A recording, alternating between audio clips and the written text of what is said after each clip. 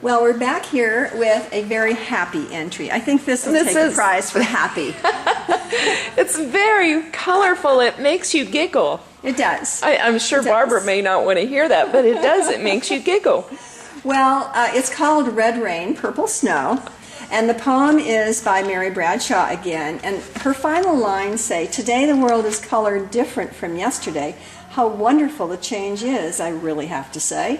And Barbara Withelder, our Virgin Valley Artists Association president, really portrays that here. It's terrific. Now, one thing that Barbara has become well known for is her use of different textures in her work.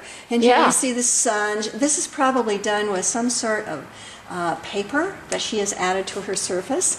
And she has brought in some beautiful glitters and more texture there and texture in the flowers. So she is doing what she teaches her mixed media class in, using the various textures and different articles that she incorporates into her paintings. Yeah.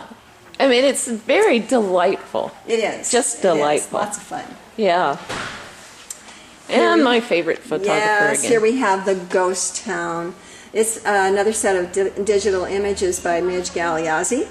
And this poem, The Ghost Town, is brought to us by Moss Picard. Moss not only is a good poet, he is a terrific potter. And we haven't seen his pottery lately, but thank you, Moss, for bringing us a nice poem that Midge could enter with her photographs.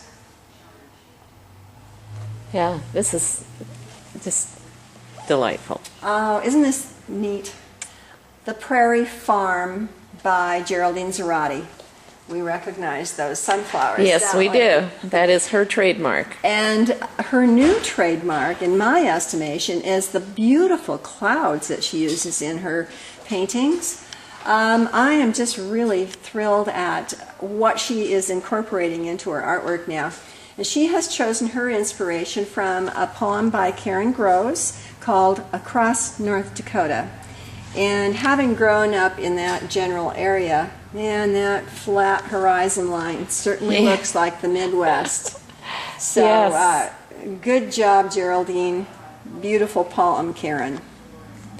Yeah, I remember those flat lines from Ohio. Go ahead. Bronkenstein, yes. Ohio is another one of those places. Bronkenstein. Is this something taken from Frankenstein? I don't know.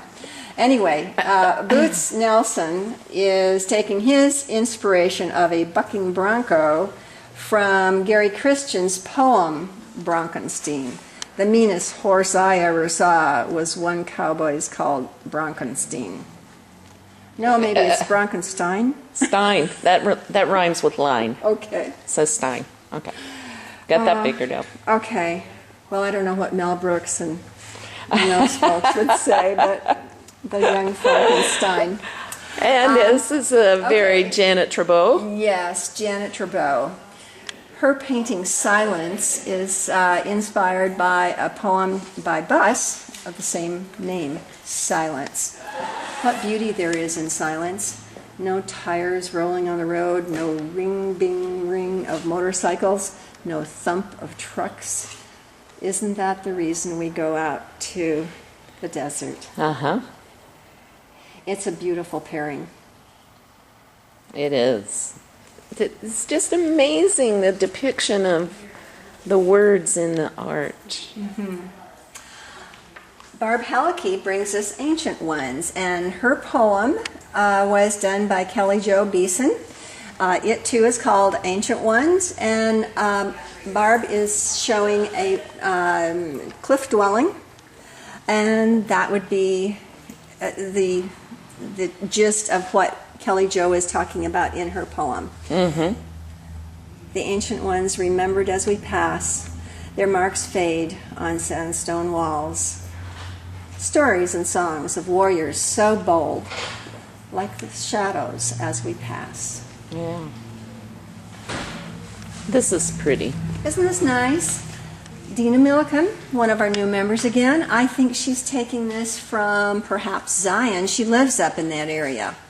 And this is a lovely watercolor. It is. Dina is doing this to a poem by Shirley Riley. And her the name of both her painting and the poem are Sitting on a Mountaintop. Very lovely choice of colors in her watercolor work. Mm-hmm. Okay. Now here we have a cutie. Carlin Jones has brought us Molly and Calf. Molly has funny looking horns there, doesn't she? Yeah. One going forward, one going back. There's a little calf. Well, Carlin is painting Molly and Calf, and Hap Stewart's talking about Maverick. A lot of times Mavericks don't have a mom, but you know what? Molly and her calf are doing just fine, and so is Hap in his story. And Yeah. Carlin is doing a great job with her beautiful animal depiction. She doesn't do animals very often. She's usually landscapes or beautiful flowers. Yeah. Nice job to both of them. Yeah. That's a great pairing. Through a Mother's Eye, another watercolor by Dina Milliken.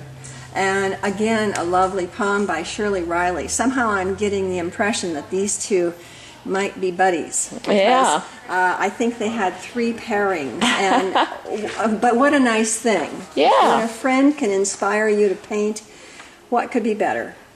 Yeah. Yeah. This is really cool. Oh, Kathy Ludwig. She's This the one that is chose my really poem, cool. and here she's at her ultimate best because Kathy loves music and she loves portraitures. And so often she will combine the two, and you see this face here and the instruments. Her poem here was by Gary Christian called The Coolest Jazz in Town, and Kathy has painted this just to perfection. Gary is a terrific poet. He has taken places in our competitions on a very regular basis.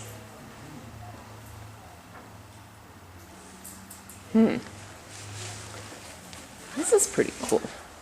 Boy, Dina is prolific, if nothing. Yeah. She has been working hard these last 2 months because it's very difficult for an artist to finish this many pieces of artwork after they choose the poetry. But she again has an entry here called The Artist's Role, and again she's pairing up with Shirley Riley. So she is saying here, they're both saying here, that the artist's role is to take that blank sheet of paper, whether it's to be written on or to be painted on, and to turn that sheet of paper into something that is a beautiful expression of a thought. So they've both done very nicely here. I see that blank sheet of paper every morning. Yes, you do. or more correctly, that blank sheet of internet. Yeah. Yeah. Okay, Rich Killian. Rich does some really nice landscapes, and here he has chosen some colors that are kind of not representative of Rich, but I like the fact he's Bold. always reaching out, doing something new. Yes. This is called Solitary Stream, and he is painting to a poem by Betty Vickers called Canyon Interval. And he really has caught up that beautiful, vivid expression of the colors of our wonderful surroundings here. Maybe we don't see so much water here in southern Nevada, but we can think about it in our dreams and go visit Zion. Yeah.